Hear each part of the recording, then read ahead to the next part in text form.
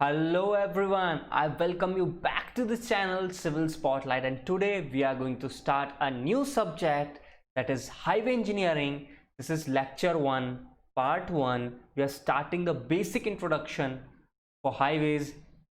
So before beginning, this is all about me and I'm here to guide you for the competitive exam. Let's begin our lecture. So as usual, I will use the same concept that we have studied till now. तो हम लोग थोड़ा सा basic देखेंगे कि इस particular subject में हम क्या करने वाले हैं। ट्रांसपोर्टेशन प्लानिंग का हल्का फुल्का देखने वाले हैं, क्योंकि ईएसई हो, गेट हो, इन दोनों में इससे बहुत ही लगभग ना के बराबर कुछ भी नहीं आता है, और ये मास्टर्स में ज़्यादा अच्छे से पढ़ाया जाता है। तो हम बेसिक ज़रूर देखेंगे कि इसमें कुछ की पॉइंट्स हैं जिनको यूज़ करके हम हाईवे ज्योमेट्रिक डिज़ाइन पर जाएंगे। हाईवे ज्योमेट्रिक डिज़ाइन समझने के बाद हम पेमेंट डिज़ाइन पे जाएंगे और फिर ट्रैफिक इंजीनियरिंग पे जाएंगे। तो इसके अंदर हम थोड़ा सा रोड्स की इंट्रोडक्शन देखेंगे, तो कौन कौन से इंडिया में इम्पोर्टेंट मीट्स हुई थी, कौन कौन से रोड प्लान हुए, उनके बाद कैसे रोड को डिफ़ाइन किया गया, और सबसे इम्पॉर्टेंट उसके बाद टाइप्स ऑफ रोड, यानी कि उनको कैसे कैटेगराइज किया गया, क्लासीफाई किया गया, उनको हम देखेंगे। एंड उसके बाद रोड पैटर्न्स देखेंगे। So this would be the basic introduction for the highways.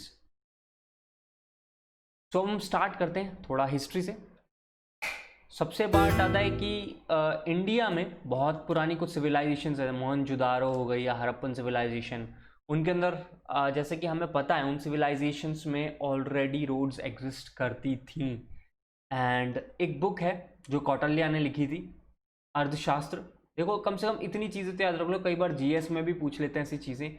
जो ये एक पहली एडमिनिस्ट्रेशन की बुक थी जिसके अंदर रोड्स के बारे में मतलब इन डिटेल बात की गई।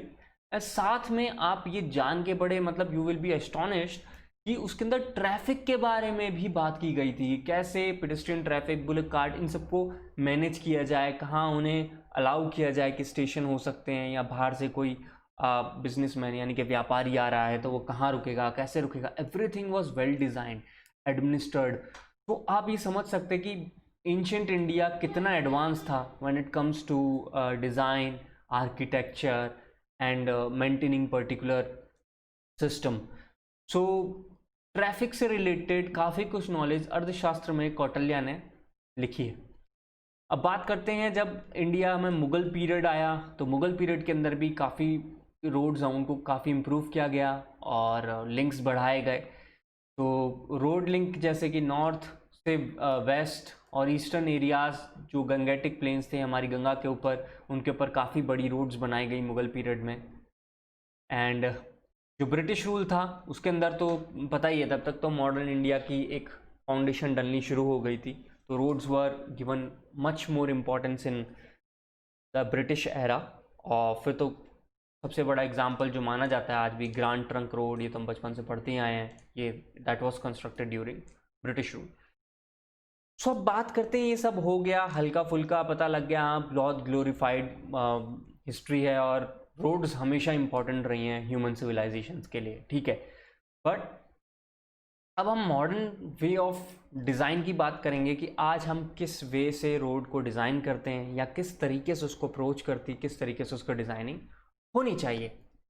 तो मॉडर्न रोड्स का जो बेसिक है वो मैकडेम अंकल है। जैसे कि मैं आपको हमेशा बोलता आया हूँ, साइंटिस्ट का नाम होगा तो मैं अंकल लगा दूंगा, इससे थोड़ा याद हो जाता है। तो मैकडेम अंकल ने जो बेसिक दिया था उसको यूज़ करके सारी रोड्स बनाई गई हैं, चाहे वो बिटुमिनस हो, सेमी डेंस बिटुमिनस कंक्रीट की रोड हो, अर्धन रोड्स हों या ग्रेवल रोड्स हों, उसमें सब कुछ सबसे इम्पॉर्टेंट जो है ये मैकडेम अंकल का हाथ है। तो मॉडर्न रोड जो है मैकडेम कंस्ट्रक्शन मेथड को फॉलो करते हैं for flexible and rigid payment. तो अगेन ब्रिटिश इंडिया ही है। 1947 में भारत आज़ाद हुआ था। तो उससे पहले 1927 में एक जैकर कमेटी बनाई गई थी, जिसका काम या यूँ कहूँ जिसका मेन मिशन या विजन क्या था, इंडिया की रोड डेवलपमेंट से रिलेटेड था कि भाई इंडियन रोड्स जो है उनको बेटर बनाना है, कनेक्टिविटी को बेटर करना है। और उसके अंदर कुछ इंपॉर्टेंट इम्प्लीमेंटेशंस थे। वो क्या थे? Central government should take the proper charge considering it as a matter of national interest. Central government को मतलब road construction should be taken as an part of development of country. ये इतनी important बात देखो आज भी कितनी तरीके से वैलिड है। आज भी हर बार आप सुनेंगे रोड कंस्ट्रक्शन, रेलवे कंस्ट्रक्शन या railway lines, they are pretty much important for national interest. हर बार हर एक नेता यही बोलता है। ये तब बात रखी गई थी in return. So stress on long term planning program for period of 20 years, hence called 20 year programme.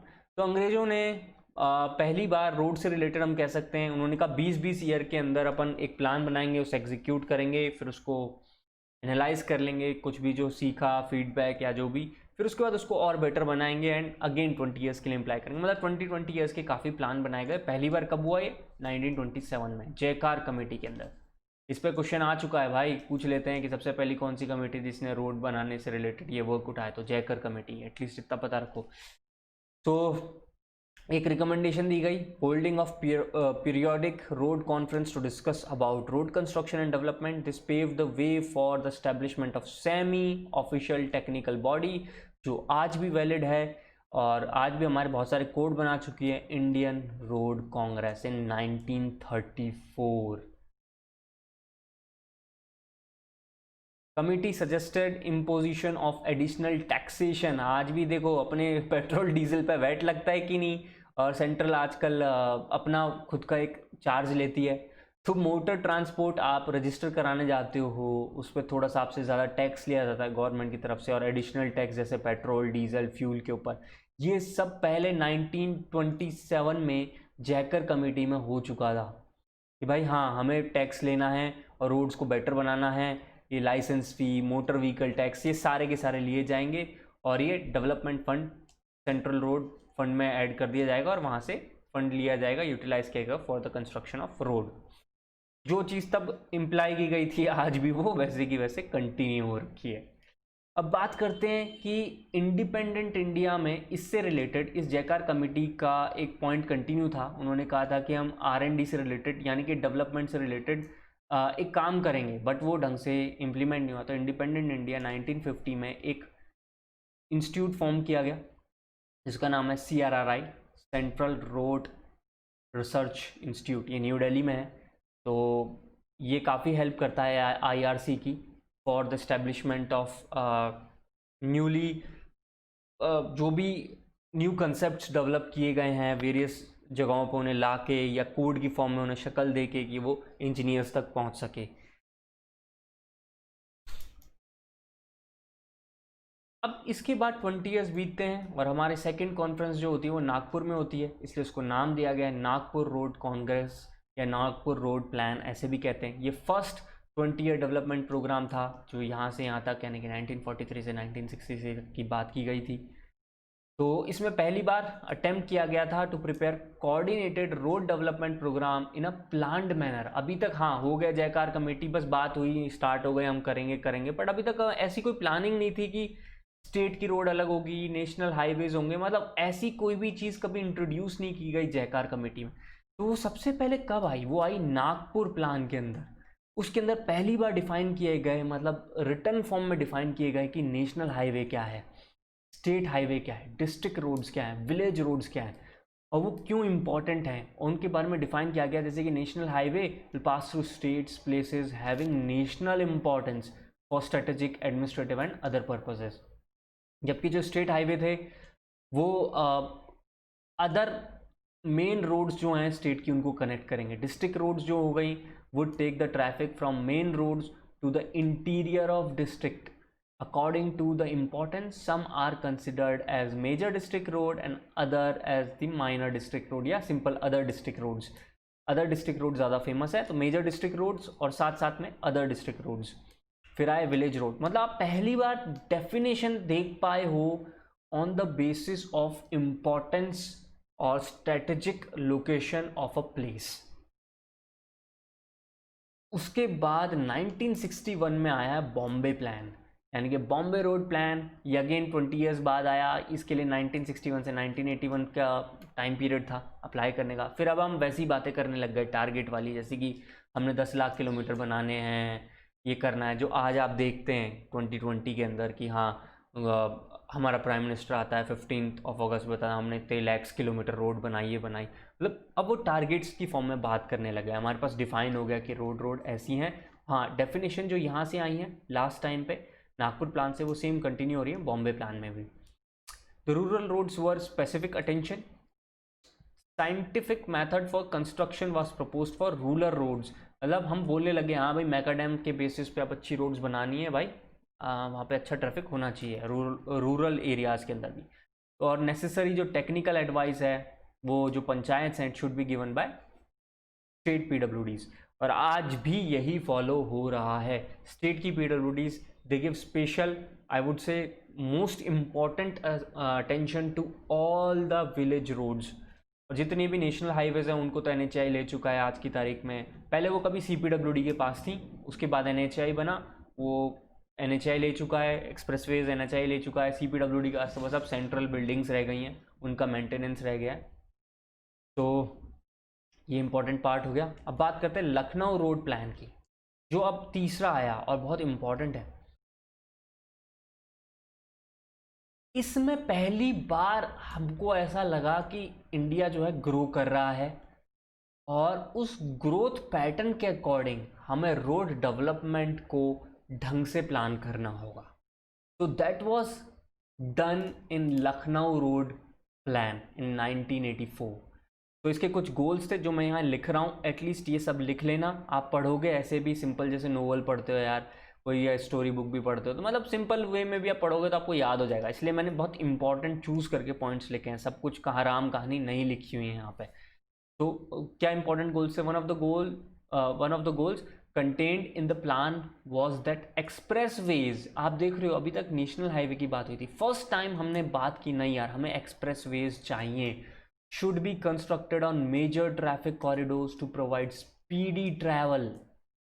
अब हम बात करने लगे हैं एनर्जी कंजर्वेशन की, इन्वायरमेंटल क्वालिटी ऑफ रोड्स की, है ना, एंड रोड सेफ्टी मेजर्स की, कि भाई सेफ्टी बहुत इंपॉर्टेंट है, चाहे साइंस हो, साइन बोर्ड लगाओ, ट्रैफिक सिग्नल्स लगाओ, ताकि सेफ्टी को भी ध्यान में रखा जाए। अभी तक उससे ऊपर वाली सेफ्टी की बात नहीं होती थी, अब सेफ्टी की बात बहुत बढ़ चढ़ के हम करने लगे, with addition to whatever proposed in Bombay plan. उसके साथ साथ हम लखनऊ प्लान में ये चीज़ें ऐड कर पाए हैं।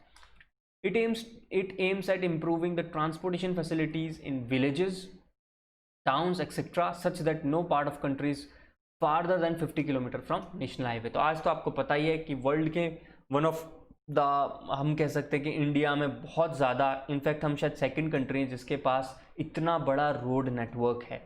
तो obviously construction takes time, but उन सब की आप देख सकते हो कि बेसिक कब डाला गया था, 1980s के आसपास हम देख रहे थे, आज जाके हम कह सकते हैं 2020 में we have connected each and every portion of our country. पर अभी भी कुछ छोटे मोटे विलेजेस हैं, चाहे वो माउंटेनियस रीजन में हो या बहुत इंटीरियर रीजन्स में हो, वो रह गए, पर बहुत कम रह गए, but we have connected most of it.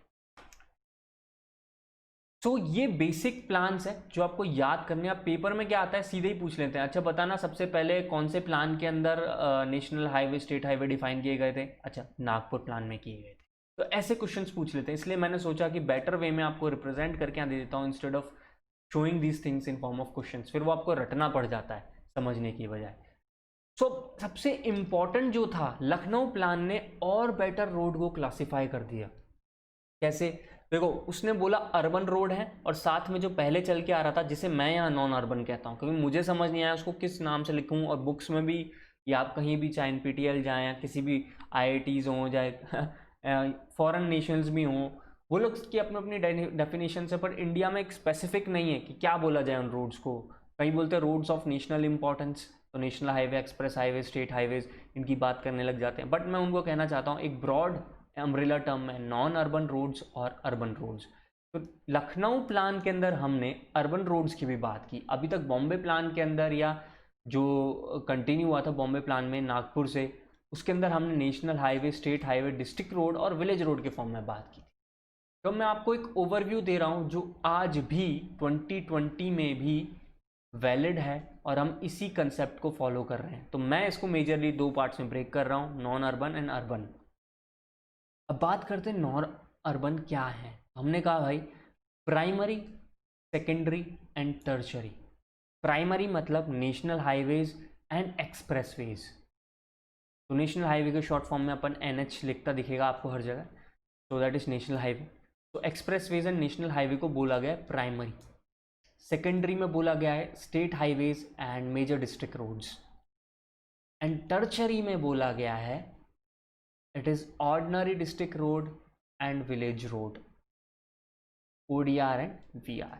तो इस तरीके से इसको सब कैटेगराइज किया गया।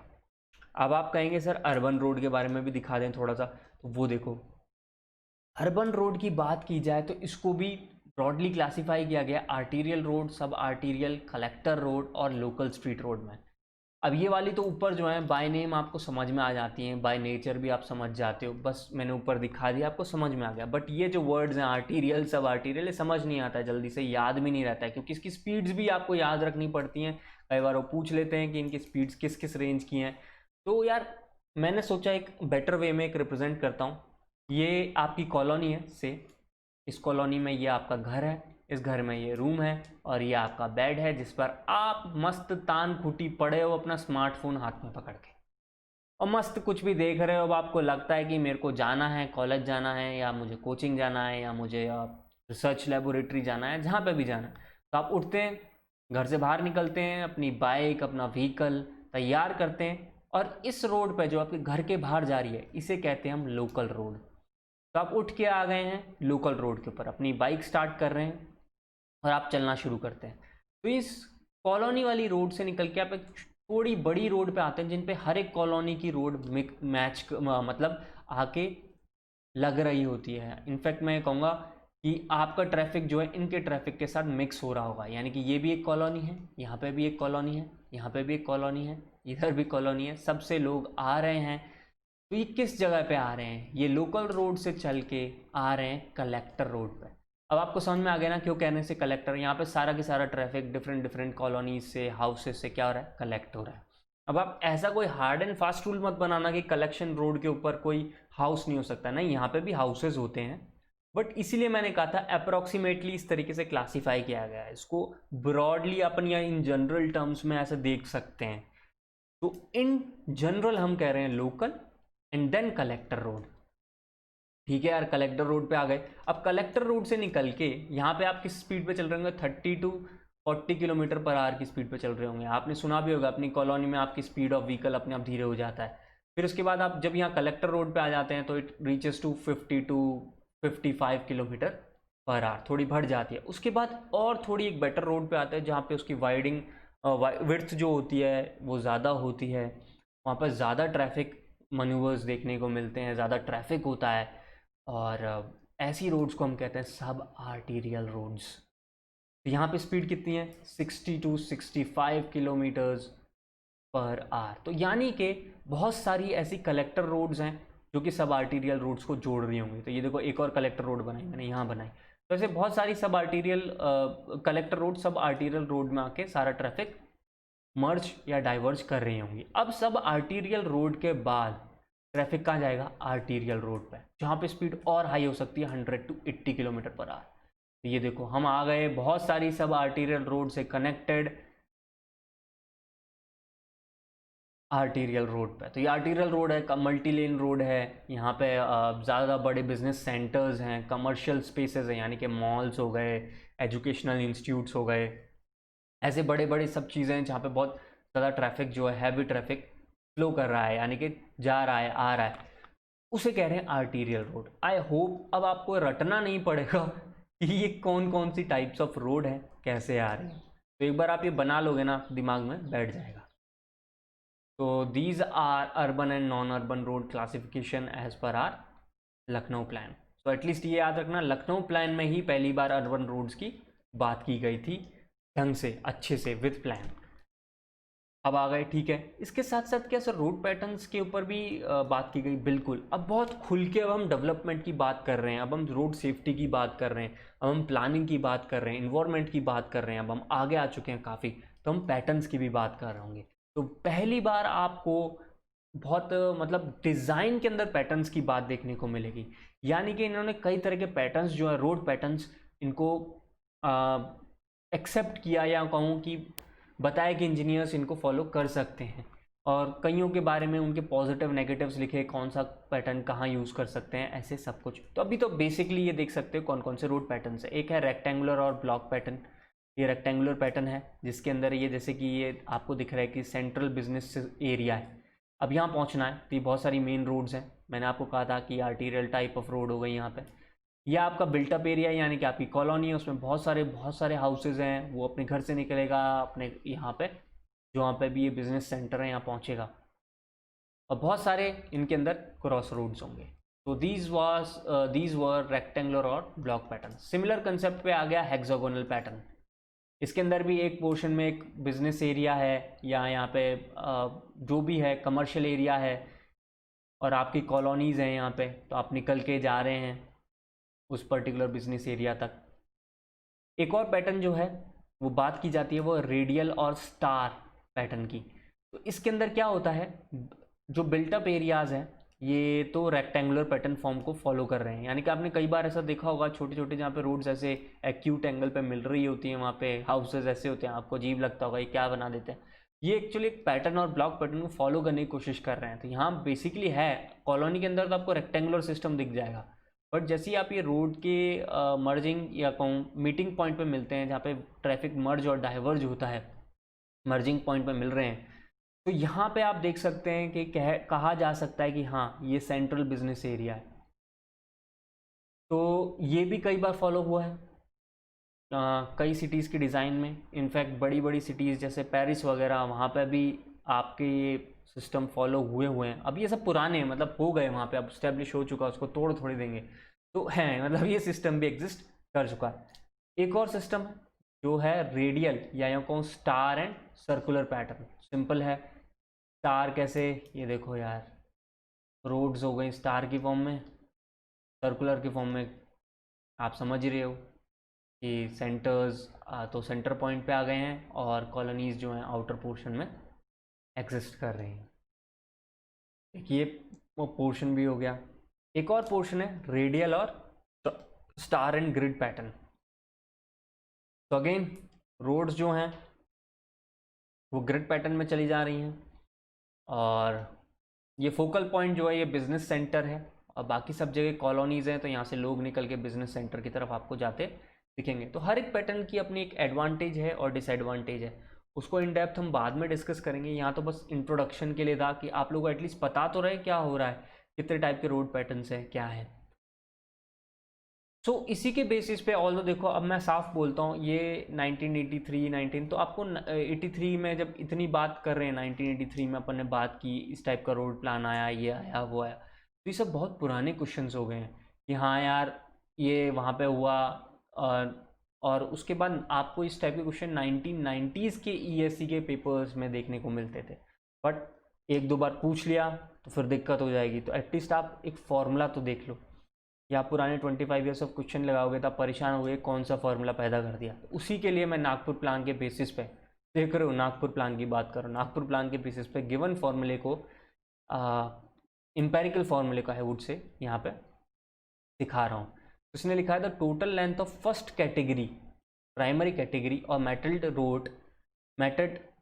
Road of national highway, state highway and major district road is given by formula is this thing. ये किलोमीटर्स में दे रहा है, a/8 plus b/32 plus 1.6n plus 8t, ये एक साइड ले लेना, प्लस d-r। अब ए क्या है, एग्रीकल्चर एरिया किलोमीटर स्क्वायर में, बी क्या है, non agriculture area kilometre square में, एन क्या है, number of towns and villages with population range 2000 to 5000, T is the number of towns and villages with population over 5000, D is the development allowance of 15% of road length for next 20 years, R is existing length of railway track. तो इन सब को ध्यान में रख के आपके design किए गए roads as per Nagpur plan. उसी प्लान के अंदर आपको फिर सेकेंडरी कैटेगरी ऑफ रोड्स के बारे में बताया गया। तो ordinary district road and village road kilometres में, this is the formula as you can see on screen. V is the number of village with population 500 or less, Q is with 500,000, then P is with 1000 to 2000, S is with 2000 to 5000, and D is the development allowance of 15% for next 20 years. तो ये formula और ये वाला formula आप use करके पुराने questions में total length calculate कर सकते हो। तो guys, this was the basic introduction which I found worthy to be discussed in our lecture, because इसके बेसिस पे ही हमारा आगे जो बेस है अब मॉडर्न हमारे कंस्ट्रक्शन टेक्नोलॉजी का, specially when we are talking about roads, इन्हीं के ऊपर बेस्ड है। क्योंकि अभी हम हाईवे के अंदर सिर्फ ये नहीं देखेंगे रोड में पेवमेंट कैसे कंस्ट्रक्ट हो रहा है, हाईवे डिज़ाइनिंग कैसे हो रही है, यानी कि हाईवे ज्योमेट्रिक डिज़ाइन में आपको थोड़ा ट्रांसपोर्टेशन प्लानिंग थोड़ा ज़्यादा पढ़ाऊँगा, ताकि आप ये समझ सकें कि ये रोड ऐसी ही क्यों बनाई जा रही है, ये किस लिए बनाई जा रही है, या यहाँ से यहाँ तक ही क्यों जा रहे हैं। तो उन सब चीज़ों के बारे में भी हम बात करेंगे। So guys, this is all from my side in this lecture. So before leaving, I request you guys subscribe this channel, share it with your friends. If you have any query, please mention it in the comment section below. और जब तक आपके papers होते हैं पढ़ते रहो, revision करते रहो, लाइफ में एक बैलेंस बनाओ कि आप सब कुछ कर सको, यानी कि पढ़ना भी है, रिवीजन भी करना है, और खेल कूद मस्ती मजाक सब कुछ चलता रहे। तो guys, signing off. God bless you all.